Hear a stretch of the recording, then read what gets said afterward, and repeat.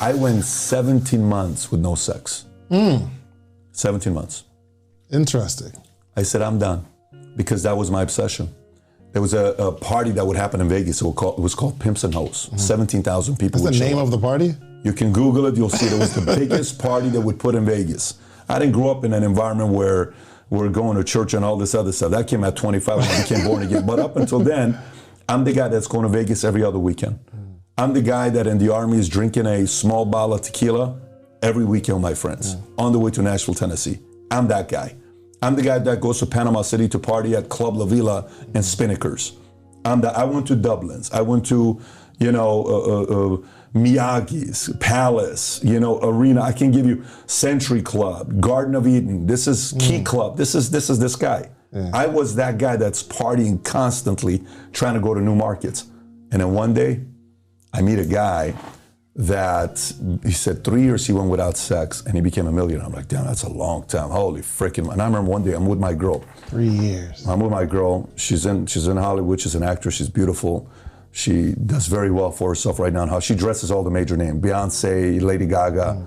She runs one of the biggest PR firms in Hollywood. Dresses all these girls. Anyways, we're together. We're in the car, expedition. I says, I want to tell you something here. What's that?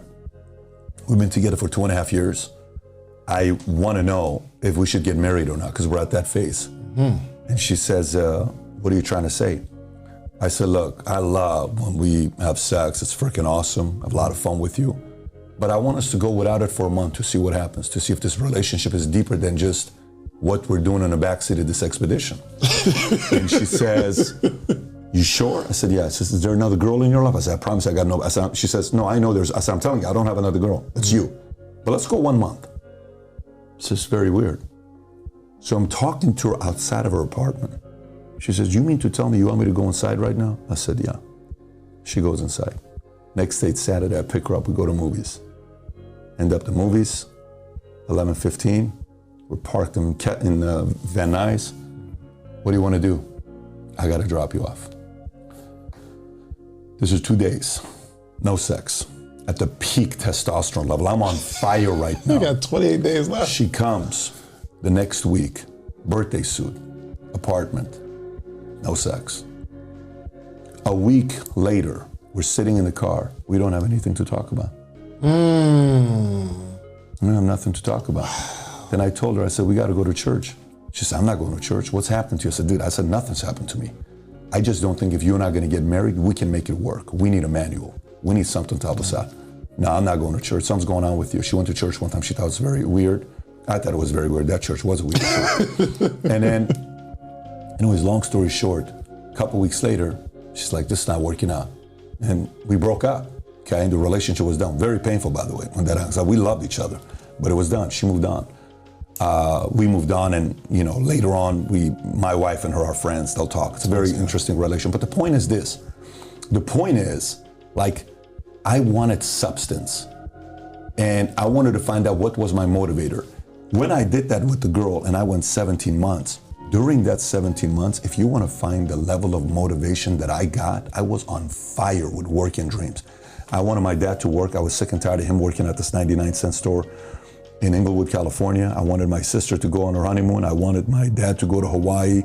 I wanted me to have a life, man. I wanted to go out there and win. I wanted to make the David family proud. And 17 months later, I started making the kind of money I've never made before. And then during that 17 months, I realized how much I can control my obsession and habits, because I have an obsessive personality. That gave me confidence to know I can channel that obsession into other areas of my life. It's crazy when I tell these types of stories, people are like, yeah, what about this, what about that? If you talk to this girl and she told you the story, she'd probably give you more details of this, and she would say it was so weird when we were going through it. Imagine. That's exactly what I did.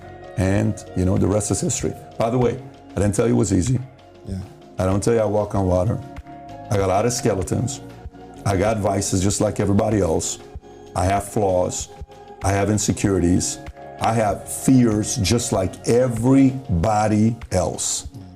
But I'm 44, man. When I look at my hands like this, I look young like this. I look 44 at this side of my hand. This side doesn't lie to you. This side lies to you.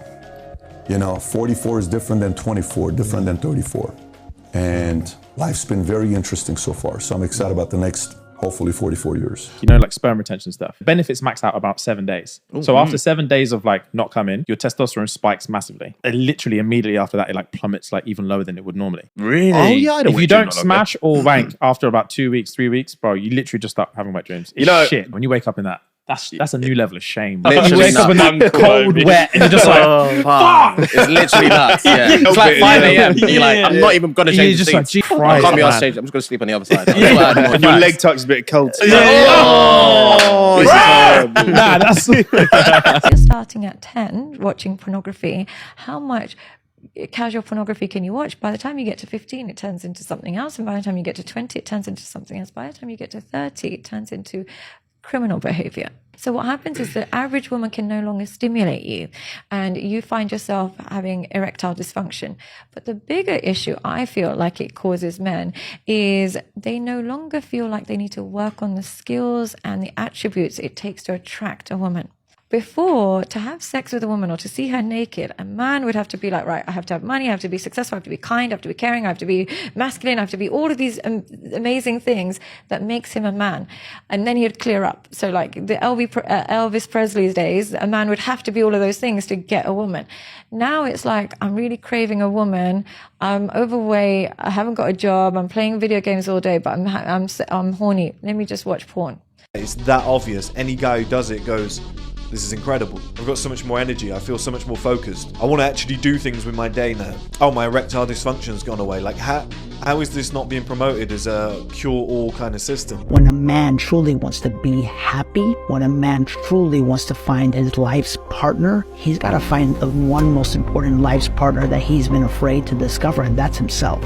And so he's got to have a period of celibacy. He's got to have a period where he doesn't need a woman, for example. He's got to have a period where he's able to find his strength staying away from sex, staying away from alcohol, staying away from all of the things that he's been building up in his life because he's been afraid of his emotions. And rightfully so, because men as little boys are taught at a very young age, don't cry, because if you're a cry, you're a little bitch or whatever it is that your father told you. And all of those things are emotional wounds that men are not taught how to deal with. And when they finally do, you're going to discover that there's a lot of wonderful, beautiful men out there who will provide financially, provide emotionally, provide spiritually, who want to find love. They just don't know that the love they've been seeking for has been inside the entire time. My life force is what heals my central nervous system, it's what heals my brain, it's what gives me energy, it's what allows me to manifest the things that I want into my life through me practicing this art of semen retention. And I still engage in sex, but I retain. If I feel like I'm about to release, I stop. That glow that you say you see and that aura, that presence that you feel when I walk in the room, a lot of people are gonna talk against this, but this comes from semen retention and discipline. Like, if I wake up in the morning, they call it morning wood. Some men wake up, dick be hard. You know, you could choose it's a choice. You could choose to put a sock on your dick and beat it and shoot your precious life force in a sock, or you could choose to get up and put that energy into your workout. You could take your sexual cravings and translate that energy into something else. And it shows. Don't watch all. Don't even watch. Don't even feed that to your man.